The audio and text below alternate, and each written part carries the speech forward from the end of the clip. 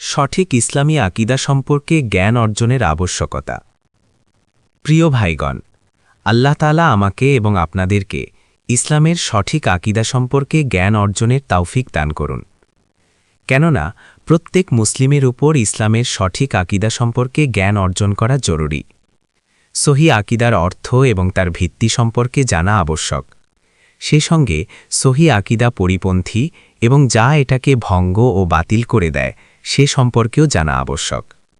বড় এবং ছোট উভয় প্রকার শিরকি সহি আকিদাকে ভঙ্গ কিংবা ত্রুটিপূর্ণ করে দেয়। আল্লাহ তাআলা কোরআন মাজিদে বলেন, ফা আলাম আন্নাহু লা ইলাহা ইল্লাল্লাহু ওয়াস্তাগফির লিযামবিকা। তুমি জেনে নাও যে আল্লাহ ছাড়া সত্য কোনো উপাস্য নেই, অতঃপর তোমার গুনাহ থেকে ক্ষমা প্রার্থনা করো। সূরা মুহাম্মদ 19।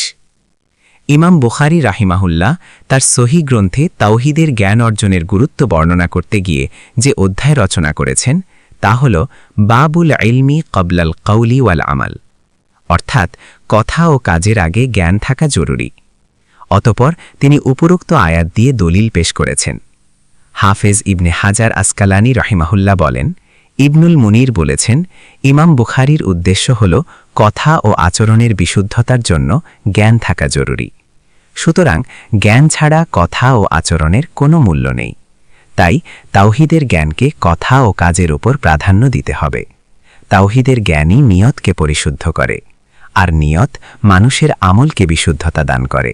এ কারণেই আলেমগণ আকিদার হুকুম আহকাম শিক্ষা করা এবং এটাকে শিক্ষা দেওয়ার প্রতি বিশেষ গুরুত্ব প্রদান করেছেন। তারা সকল প্রকার ইলম অর্জনের ওপর সহি আকিদার ইলম অর্জনকে প্রাধান্য দিয়েছেন। এ বিষয়ে তারা নির্দিষ্টভাবে অনেক কিতাব রচনা করেছেন।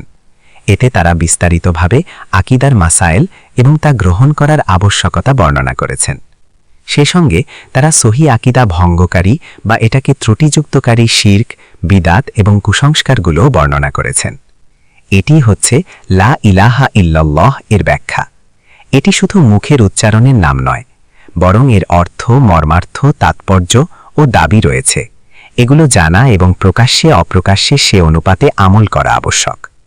এ আকিদাকে ভঙ্গকারী এবং ত্রুটিযুক্তকারী অনেক বিষয় রয়েছে। এগুলো সম্পর্কে জ্ঞান অর্জন করা ব্যতীত কারো কাছে এটা পরিষ্কার হয় না। এজন্যই শিক্ষা প্রতিষ্ঠানের বিভিন্ন স্তরের পাঠ্যসূচিতে আকিদার বিষয়কে সর্বোচ্চ স্থানে রাখা আবশ্যক এবং প্রত্যেক দিনের ক্লাস রুটিনে আকিদার ক্লাসের সংখ্যা যথেষ্ট থাকা চাই। যোগ্য শিক্ষকগণ এটা পাঠদান করবে। আকিদার বিষয়ে কাউকে পাস বা ফেল করানোর সময় বিশেষ গুরুত্ব দেয়া আবশ্যক। কিন্তু বর্তমান বিশ্বের অধিকাংশ পাঠ্যসূচি ও শিক্ষাক্রম এর সম্পূর্ণ বিপরীত। অধিকাংশ ক্ষেত্রেই পাঠ্যসূচি তৈরি করার সময় আকিদার প্রতি যথাযথ গুরুত্ব প্রদান করা হয় না। এতে মুসলিমদের ভবিষ্যৎ প্রজন্ম আকিদা সম্পর্কে অজ্ঞ থেকে যাওয়ার আশঙ্কা রয়েছে। ফলে তারা শিরক, বিদাত এবং কুসংস্কারকে বৈধ মনে করে এটাকেই আকিদা হিসাবে গ্রহণ করতে পারে, কেননা তারা লোকদেরকে এর উপর দেখতে পাবে। এগুলো যে ভুল ও বাতিল তারা তা বুঝতে পারবে না। এজন্যই আমিরুল মুমিনিন ওমর ইবনুল খাত্তাব রাদিয়াল্লাহু আনহু বলেছেন, অচিরেই ইসলামের বন্ধন অর্থাৎ হুকুম আহকাম, আদেশ নিষেধ ও বিধিবিধান একটি একটি করে খুলে ফেলা হবে, বিশেষ করে যখন ইসলামের মধ্যে এমন লোকের আবির্ভাব ঘটবে যারা কুফর ও শিরক সম্পর্কে অজ্ঞ হবে। এজন্যই মুসলিম ছাত্রদের জন্য পাঠ্যসূচি হিসাবে এমন সহি শুদ্ধ কিতাব নির্বাচন করা আবশ্যক যা সালাফে সালেহিন ও আহলে সুন্নাত ওয়াল জামায়াতের মানহাজের উপর লিখিত হয়েছে এবং আল্লাহর কিতাব ও রাসূলের সুন্নাত থেকে সংগ্রহ করা হয়েছে। এগুলো মুসলিম ছাত্রদের পাঠ্যসূচি হিসাবে নির্ধারণ করা হবে। সে সঙ্গে সালাফে সালেহিনদের মানহাজের পরিপন্থী কিতাবগুলো পাঠ্যসূচি থেকে দূরে সরিয়ে দেওয়া উচিত, যেমন আশায়েরা, মুতাজিলা, জাহমিয়া এবং সালাফদের মানহাজ থেকে বিচ্যুত অন্যান্য গোমরাহ ফিরকার কিতাবগুলো যেন পাঠ্যসূচির অন্তর্ভুক্ত না করা হয়। মুসলিম সমাজের সরকারি, বেসরকারি, নিয়মতান্ত্রিক শিক্ষা প্রতিষ্ঠানে সহি আকিদার পাঠদানের সাথে সাথে মসজিদগুলোতেও ইলমি দার্সের অর্থাৎ বিদ্যা পাঠদানের ব্যবস্থা থাকা আবশ্যক।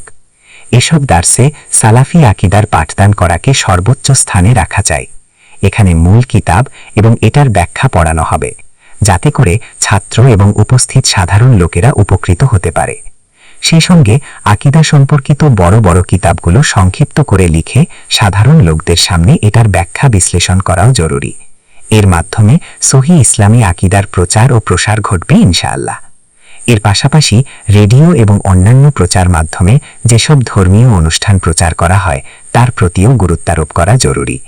প্রচার মাধ্যমগুলোতে এমন কিছু নিয়মিত প্রোগ্রাম সূচি থাকা চাই যাতে ইসলামী আকিদার মাসালাগুলো প্রচার করা হবে। শাসক ও নেতৃবৃন্দের পাশাপাশি মুসলিম উম্মাহার প্রত্যেক ব্যক্তিরই আকিদার ওপর বিশেষ গুরুত্ব প্রদান করা আবশ্যক। তাদের উচিত আকিদার কিতাবগুলো অধ্যয়ন করা।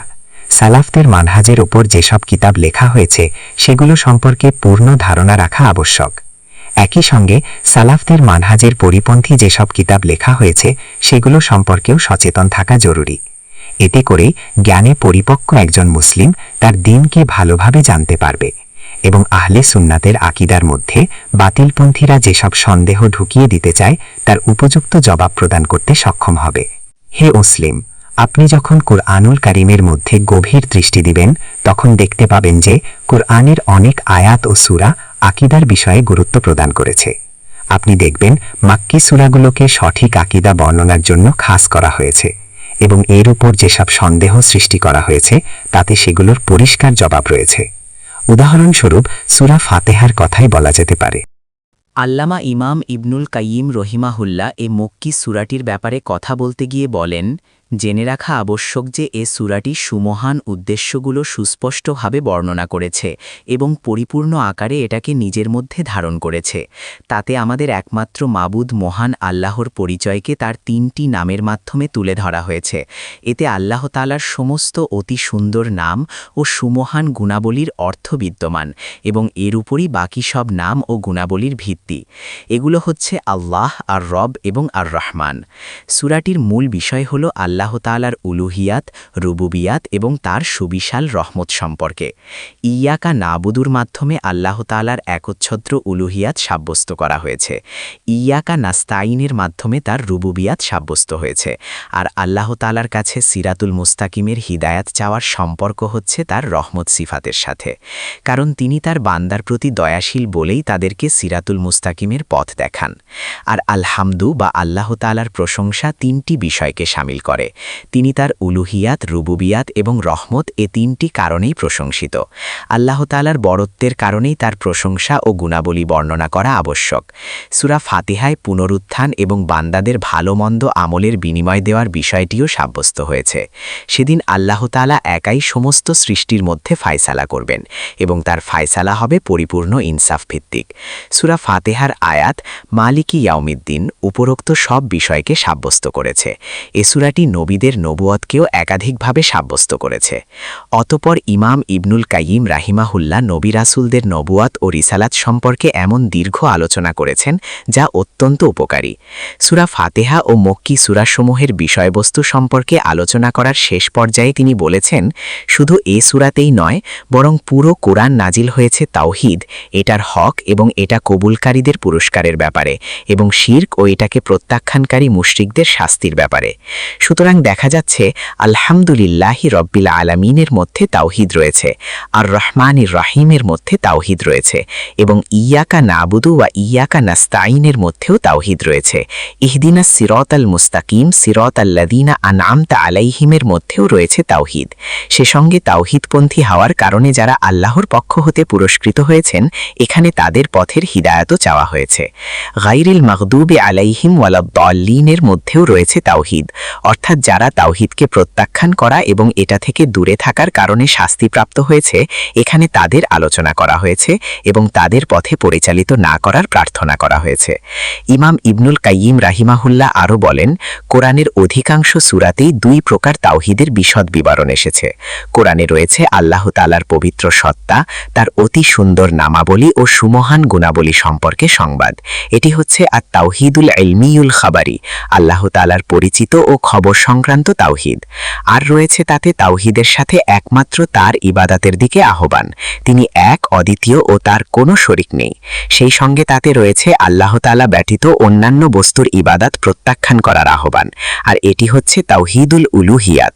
আর এটিকে আত-তাওহীদুল ইরাদিয়্যু ওয়াত-তলাবিয়্যু, কামনা বাসনা সংক্রান্ত তাওহীদ বলা হয়। অথবা কোরআনের মধ্যে রয়েছে আদেশ, নিষেধ এবং আল্লাহ তাআলার আনুগত্য করা আবশ্যক হওয়ার বিষয়াদি, আর এটি হচ্ছে রয়েছে তাওহীদের হক এবং এটার পরিপূরক, অথবা তাতে রয়েছে আল্লাহ তাআলার পক্ষ হতে তাওহীদপন্থীদেরকে সম্মানিত করা ও দুনিয়াতে তাদেরকে পুরস্কৃত করা এবং আখিরাতে তাদেরকে যা দিয়ে সম্মানিত করবেন এটার খবরাদি, অথবা তাতে রয়েছে মুশরিক ও দুনিয়াতে তাদের ওপর যে যন্ত্রণাদায়ক শাস্তি নেমেছিল এবং আখিরাতে তাদের জন্য যে বিরাট শাস্তি অপেক্ষা করছে তার বিবরণ। আর এটি হলো তাওহীদ থেকে বিচ্যুত লোকদের পুরস্কারের খবরাদি। ইমাম ইবনুল কাইয়িমের বক্তব্য এখানেই শেষ। পরিশুদ্ধ আকীদা পোষণ করার প্রতি এত গুরুত্ব দেওয়ার পরও যারা কোরআন পড়ে তাদের অধিকাংশ সঠিকভাবে আকীদা বোঝে না। এর ফলে তারা হকের সাথে বাতিলের সংমিশ্রণ ঘটায় এবং আকীদার ক্ষেত্রে ভুল ভ্রান্তিতে লিপ্ত হয়। তারা বাপদাদাদেরকে যে আকীদার ওপর পায় তার অনুসরণ করার কারণেই এমনটি হয়ে থাকে। চিন্তা গবেষণার সাথে কোরআন না পড়াও তাদের বিভ্রান্তির অন্যতম কারণ। মূলত আল্লাহর সাহায্য ব্যতীত বিভ্রান্তি থেকে বাঁচার কোনো উপায় নেই এবং তার সাহায্য ব্যতীত সঠিক আকীদার ওপর টিকে থাকারও কোনো শক্তি নেই।